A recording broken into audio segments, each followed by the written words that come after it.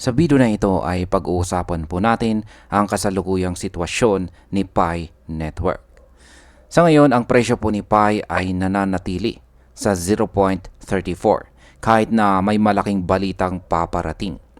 Sa darating na mga buwan ay magbubukas po kasi si Pi ng napakalaking bilang ng tokens o siya ay mag-a-unlock. At ito ay siguradong may epekto sa kanyang presyo at sa market. Titingnan po natin ang galaw ng presyo ngayon at ang epekto ng token unlock at mga mahalagang kaganapan ngayong September 2025 na maaari pong makaapekto sa kanyang hinaharap. Ayan, bago po tayo magpatuloy ay pakibasa na lamang po muna ang disclaimer dito po sa ibaba ng ating screen. Ayan, ano muna ang kasalukuyang presyo ni Pi ngayon? Si Pi Network ay naglalaro po sa presyo na nasa mga 0.3404 ngayon. At sa loob po ng nakalipas na 24 oras, bumaba po ang kanyang halaga ng 1%. At nakapaloob lamang ang kanyang galaw or price movement sa pagitan po ng 0.3312 hanggang 0.3447. Pagdating naman po sa market capitalization, si Pi ay nasa $2.7 million at siya ay fully diluted, meron po siyang fully diluted valuation na nasa $4.16 billion.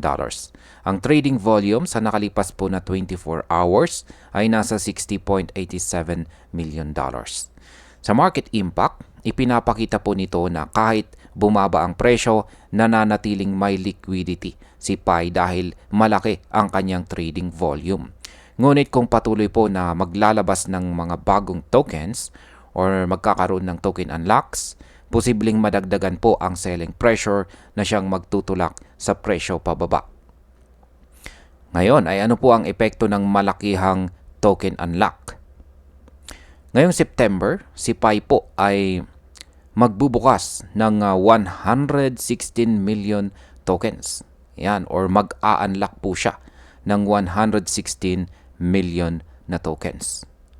Sa October, susunod naman ang 93 million na bilang ng Pi tokens. At sa November naman ay 102 million. At sa December ay ito po yung pinakamalaki, 170 million. Kaya sa kabuuan ay mahigit 400 million tokens po ang ilalabas bago matapos ang taong ito or ngayong taong 2025.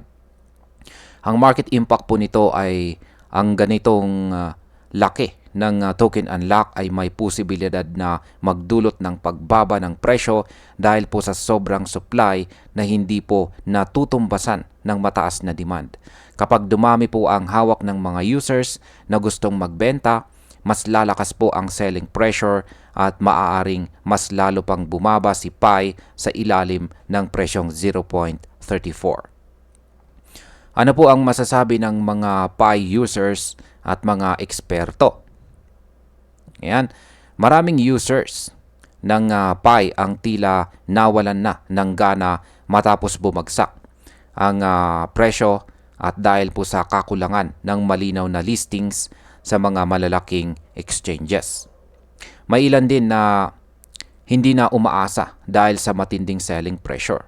May ilang eksperto na naniniwala na may upside potential pa rin si Pi kung magpapatuloy ang kanyang ecosystem development at maipakita po niya ang tunay na use cases ng kanyang token. Kaya sa market impact, ang pananaw ng users ay may malaking epekto sa presyo. Kapag mas maraming users ang nawala ng tiwala, bababa po ang demand. Pero kung may positibong balita tulad po ng partnerships o real-world utility, maaari pong bumalik ang interest at makapagpataas ng presyo. Ano naman po ang mga pangunahing kaganapan dito kay Pi Network ngayong nalalapit na buwan ng September? Ayan, ngayong September 2025. Ayan, unahin po natin sa .pi domain auction. Ayan, sabi rito, .pi domain auction deadline. Isang malaking event ngayong September ay ang extension ng .py domain auction hanggang September 30, 2025.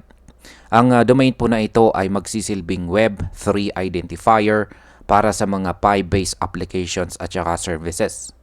Ang layunin ay palawakin po ang ecosystem ni Pi at bigyan ng pagkakataon ang mga users na makabuo ng functional applications gamit po ang domain. Kaya ang market impact po nito ay bagaman hindi direktang tataas ang presyo ng token dahil dito, mahalaga ito sa long-term development ng ecosystem. Kapag mas marami pong applications ang nabuo gamit ang Pi, maaaring tumaas po ang tiwala at demand sa token. Yan, dito naman po tayo sa Pi Hackathon Evaluation Session.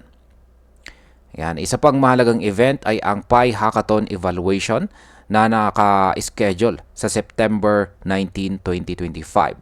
Ang hackathon ay tumatakbo mula August 21 hanggang October 15 at nagbibigay ng pagkakataon sa mga developers na gumawa ng decentralized applications para sa mainnet. Ang evaluation ay magsisilbing feedback session para mapabuti ang mga project. Sa market impact, kung magtagumpay po ang mga developers at makalikha po sila ng kapaki-pakinabang na dApps, maaari pong tumaas ang paggamit ng Pi token sa ecosystem. Ito ay magbibigay ng tunay na demand at maaari pong magbunsod ng pagtaas ng presyo sa hinaharap. Ayan, bilang panghuli, sa ngayon ay malinaw na si Pi Network ay nasa mahirap na sitwasyon. Nahihirapan po siya. Ang presyo po niya ay bumagsak at nasa 0.34 lamang. Ang malakihang token unlock mula September hanggang December ay malamang na magdulot ng dagdag na pressure sa market. Gayunpaman, hindi pa rin dapat natin maliitin ang posibilidad na siya ay makabangon. Kung magiging matagumpay po ang kanyang ecosystem projects, gaya po ng .py domains at hackathon developments, maaari pa ring magkaroon ng long-term value si Pi. Para sa akin, nasa users at mga developers ngayon ang malaking hamon kung paano po nila maipapakita na si Pi ay may tunay na gamit at hindi lamang isang speculative asset. At ayan, hanggang dito na lamang po tayo sa video na ito mga ka-crypto. Marami pong salamat sa panonood. Ingat po tayo lagi at God bless po sa ating lahat.